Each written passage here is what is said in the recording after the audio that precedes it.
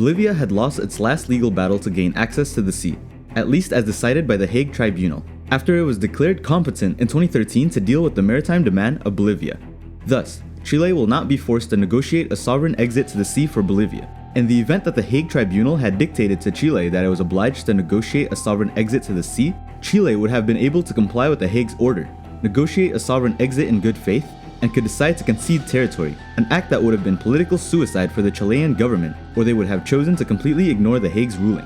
Both of these situations would have been chaotic for Chile. The possibility of relinquishing territory or ignoring the sentence of an international arbitrator to which Chile agreed to recognize, and to which Chile itself has gone on previous occasions in order to resolve disputes with neighboring countries such as Peru, would have been an act of hypocrisy.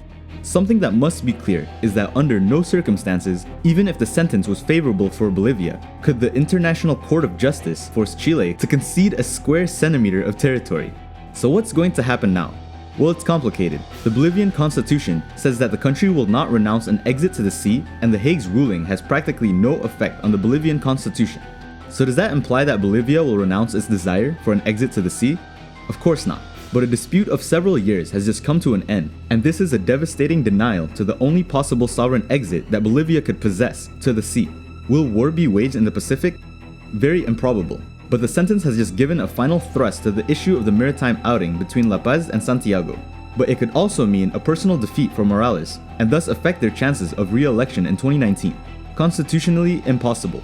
But with the power of Morales and the Supreme Electoral Tribunal, it just might be possible.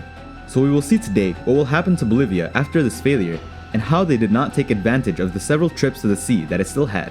Without further introduction, let's begin.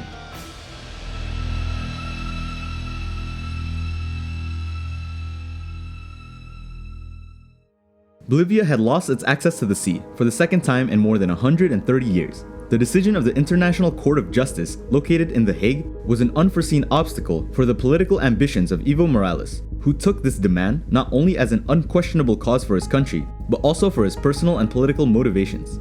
A territorial, political, and sovereign cause collapsed in less than a few hours. So what options does Bolivia have? Could they appeal this decision? Not exactly. Once the ruling was made, it is unappeasable. So now we will explore the possible routes that Bolivia still has to the sea, and in the end, we will treat a special point of the amount of access Bolivia had that was yielded to them by Peru and their failure to take advantage. La Paz has been defeated legally by Santiago in the Netherlands. There is no longer a legal framework that La Paz can rely on.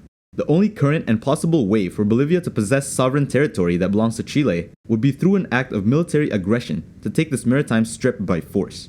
This path is politically impossible, and from the military's point of view, Chile has an army that is among the most equipped in the Americas, and Bolivia would not risk using force, or in other words, cause a war.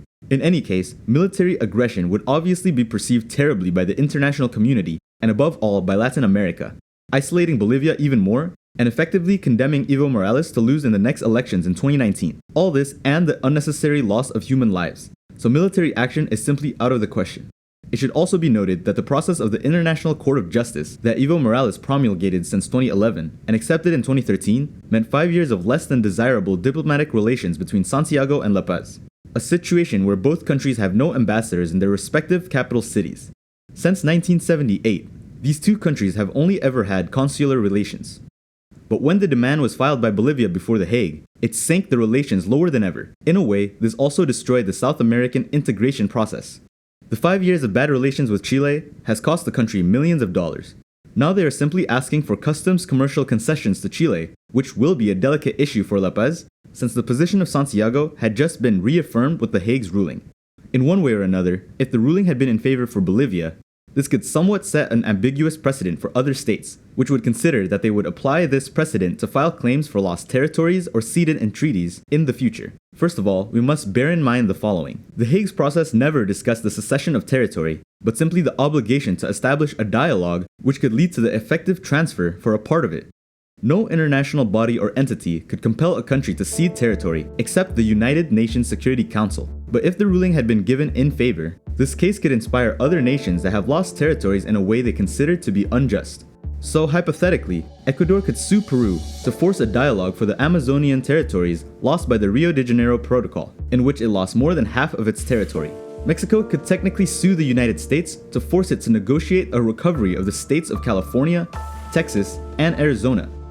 The treaty that ended the War of the Pacific condemned Bolivia to be a landlocked country, thus accompanying Paraguay within South America as a landlocked country, while all other countries of the Americas have coastlines. Bolivia argues that the lack of access to the sea limit the possibility of developing and integrating international trade. But is this true?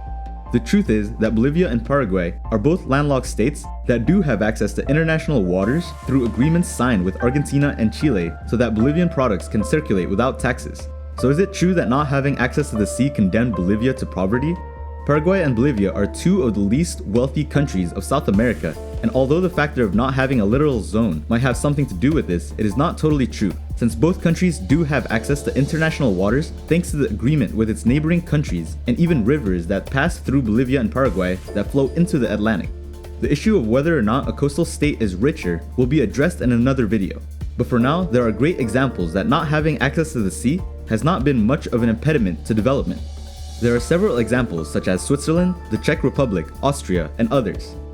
Although there are studies that show that landlocked nations are generally slightly poorer, this is mostly due to the impossibility of exploiting the 200 nautical miles that they would possess, and with it all kinds of industries such as extraction of oil or mining or fishing and other food industries.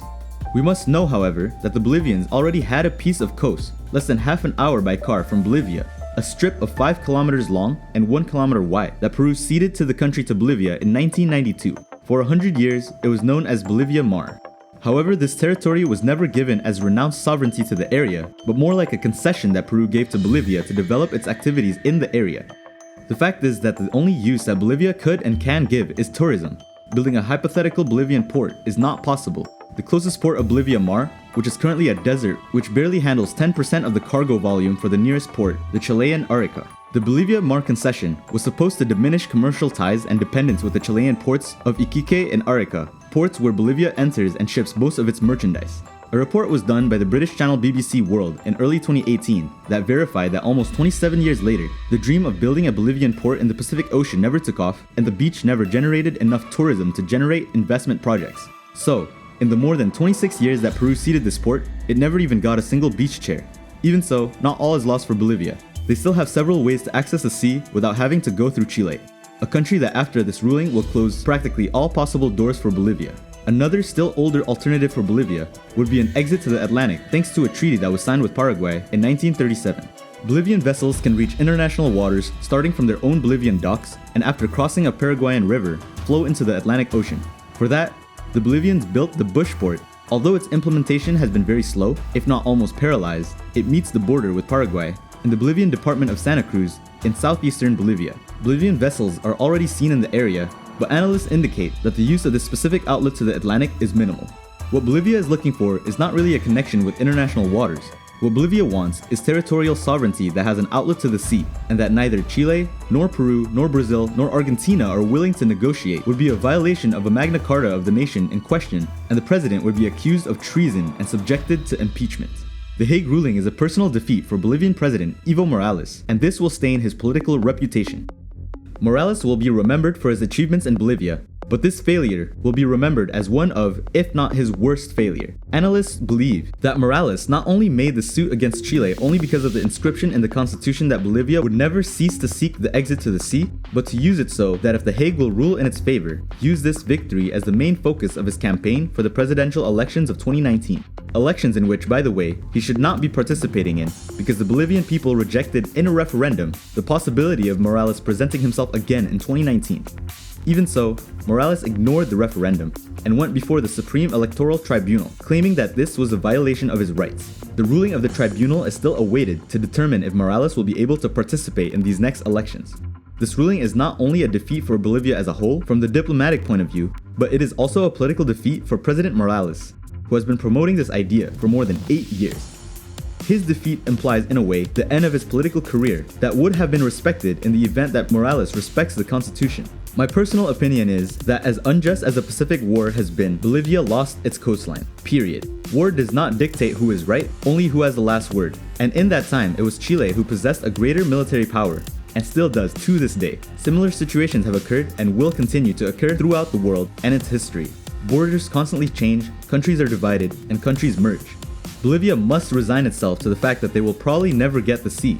But that does not mean that this is an impediment for it to develop alongside its Latin American partners. So I pass the question off to you. Do you believe that Bolivia deserves an outlet to the sea and that Chile or Peru has an obligation to cede it?